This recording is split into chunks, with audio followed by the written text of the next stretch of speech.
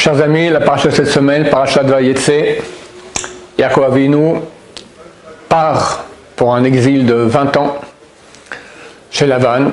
Là-bas, il va se marier avec ses 4 femmes, aura 12 enfants, et après il revient. C'est écrit, Maaseh Avot Siman Banim, les actions de nos ancêtres, c'est un signe pour leur descendance. Le peuple d'Israël est parti en exil bientôt 2000 ans. On est dans le dernier 50 ans de l'exil pour arriver à 2000 ans d'exil. Donc ça fait, avec l'aide de Dieu, on finit bientôt. On voit qu'on est en période de fin d'exil. Il est clair qu'il y a un rapport entre ces 2000 ans et les 20 ans d'exil de Yaakov Avinu. Évidemment, Yaakov a peur, il a beaucoup d'ennemis, il a peur de Lavan, son futur beau-père, il a peur de Esav qui veut le tuer, et il part. Son père l'a ordonné, va chez Lavan, là-bas, tu te maries avec ses filles, et tu reviens. Bon, il va là-bas, il arrive à Haran, tout coup il se dit, mais je suis passé par Jérusalem, je ne me suis pas arrêté là-bas. Mon père là-bas, il y a eu la ligature d'Yitzhak. Mon grand-père Abraham, il a prié là-bas. C'est l'endroit que sera l'endroit du temple plus tard.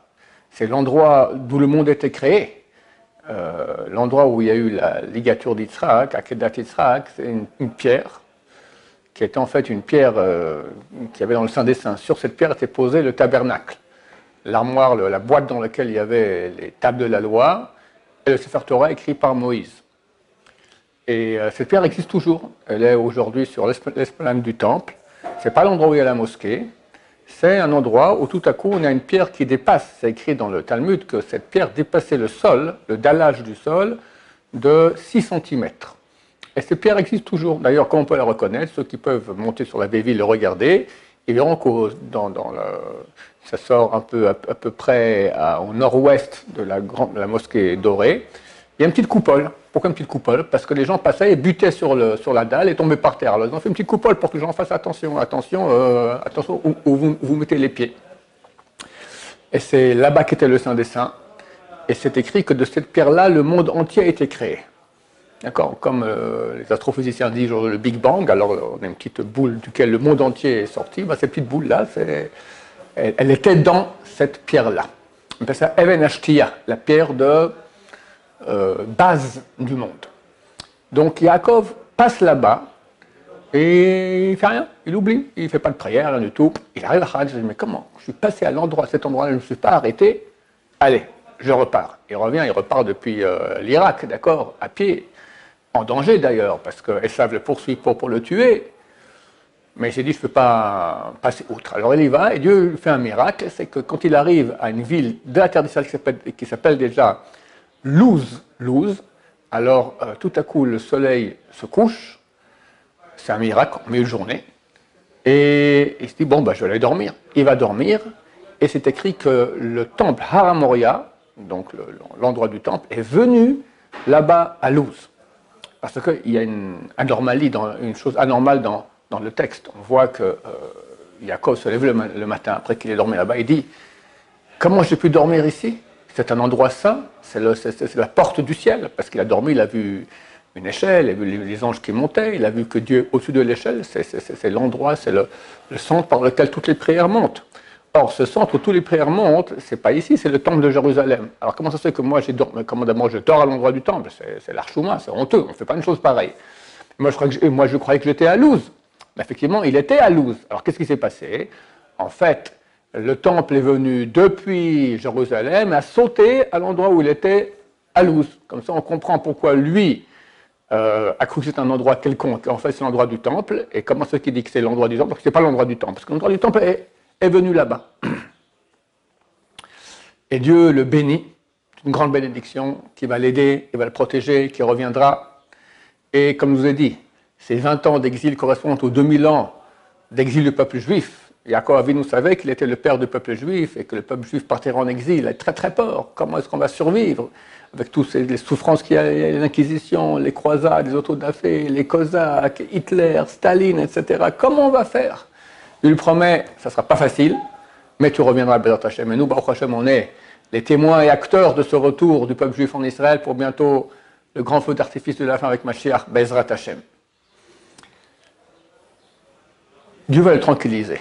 qu'est-ce qu'il va lui dire? Il va lui dire, regarde, tu sais qu'il y a 4 mondes. Tu sais qu'il y a 4 mondes. Le monde le plus bas, c'est Asiya, le monde de l'action. C'est ici, le monde matériel. Puis, il y a le monde qu'on appelle Yetzira, ou aussi Galgalim, des mouvements astronomiques, d'accord? Les astres.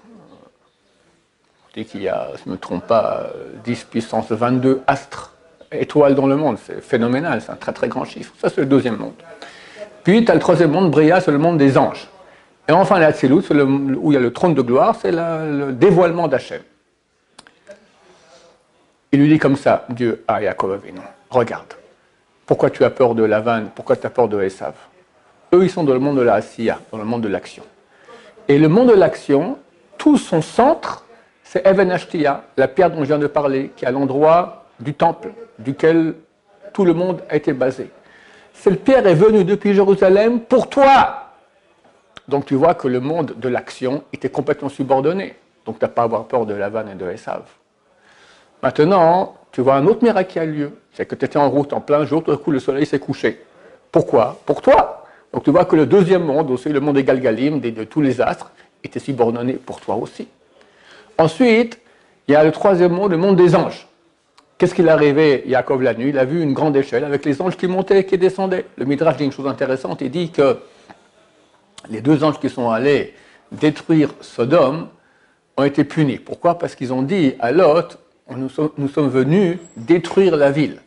Quoi? C'est toi qui détruis? C'est Dieu qui t'a envoyé, t'es rien, t'es une main longue de Dieu, t'es rien du tout. Alors eux qui sont exprimés avec un peu d'orgueil comme ça, alors ils sont punis qu'ils ne pouvaient plus remonter en haut. Et 138 ans sont passés depuis la destruction de Sodome, et là, quand Yaakov Avinu a dormi à l'endroit, il y a eu tellement de joie dans le ciel, qu'il dormait à l'endroit du temple, que le temple est venu à cet endroit-là, que les anges punis ont pu monter, ont pu rentrer de nouveau auprès de Dieu. Donc les anges aussi te sont subordonnés. Tous là, ils sont venus, c'est écrit que les anges, ils descendaient en voie, et en bas, ils voyaient Yaakov, moi je ne comprends pas, je connais cette tête-là, mais c'est la tête qu'il y a dans le trône de gloire. Dans le trône de gloire, il y avait 4 têtes. Le roi de l'humanité, la tête de Yaakov Avinu, le roi des animaux, le lion, le roi des animaux domestiques, c'est le shor, le bœuf, et le roi des volatiles, l'aigle. Alors ils voient en haut la tête de Yaakov Avinu, mais c'est celui qui est en bas, ils redescendent en bas pour voir, oh là là, d'accord, ils étaient étonnés de voir que c'était le même. Donc les anges aussi te sont subordonnés. Et pour finir, maintenant, c'est marqué que Dieu était au-dessus de l'échelle, et par cela, donc, Yaakov est devenu Merkava Lachrena, il est devenu un chariot, le chariot de la présence divine sur terre. C'est l'homme le plus grand qu'il y a eu sur terre, donc il avait la présence de Dieu avec lui. Donc tous les mondes te sont subordonnés et sont là pour te protéger. De quoi tu as peur? Et voilà, chers amis, c'est ça notre origine, c'est ça le peuple d'Israël. Il faut savoir qui nous sommes. Et bien qu'on a beaucoup d'ennemis, il faut savoir que nos ennemis sont que de la paille par rapport à Dieu. Preuve en est qu'après 3300 ans d'existence, ce peuple est toujours là alors que tous nos ennemis ont disparu. Et très bientôt, c'est la fin. Bezrat Hashem. Il faut savoir aussi que c'est écrit l'Ifne Shever Gaon. Avant la brisure, il y a la surélévation. Nos ennemis sont en train maintenant de se lever tous contre nous, de plus en plus, de plus en plus en plus. C'est un signe que bientôt ils vont tous être brisés. Bezrat Hashem. Dieu va se dévoiler. Il y aura la Géoula et plus personne ne pourra nous faire du mal. Nous devons savoir de qui nous sommes descendants, de Yaakov Avinu. Et que toute la réalité est là pour nous. Qu'est-ce qu'il a Dieu dans le monde? C'est marqué Bereshit bara Elohim. Pour Réchit, le mot Bereshit signifie pour Réchit, Dieu a créé le ciel et la terre. C'est quoi Réchit? Alors un, c'est la Torah, qui s'appelait Réchit Darko, et un, le peuple d'Israël, qui appelait aussi Réchit. Donc nous sommes la raison pour laquelle Dieu a créé le monde. En tant que Yaakov Avinu. Yaakov Avinu, c'était l'homme d'étude de Torah. L'étude de Torah, la pratique de la Torah. Le fait qu'on serve le Dieu d'Israël. Tout cela font de nous que nous sommes les raisons pour lesquelles le monde existe. Alors il y a beaucoup de forces du mal dans le monde, donc elles sont opposées. Puis elles vont dire non, c'est nous le bien, et vous êtes le mensonge, comme tout le monde le dit. Mais très bientôt, Dieu va se dévoiler, et on verra qui avait raison. Et Baruch Hashem, aujourd'hui, on voit qu'après 2000 ans, qui l'eût cru? On revient sur nos terres, la terre va donner ses fruits, le peuple d'Israël est en train de faire tchouva, la Géoula est en train de se préparer, Bezrat Hashem. Donc savoir de qui on vient, de Yaakov Avinu, que tous les 4 mondes lui étaient subordonnés. Bezrat Hashem, très bientôt, nous verrons Mashiach, qui sera encore plus haut que Yaakov Avinu, et Bezrat Hashem, le monde entier reconnaîtra qui est le Dieu d'Israël pour mieux le servir. Amen va Amen.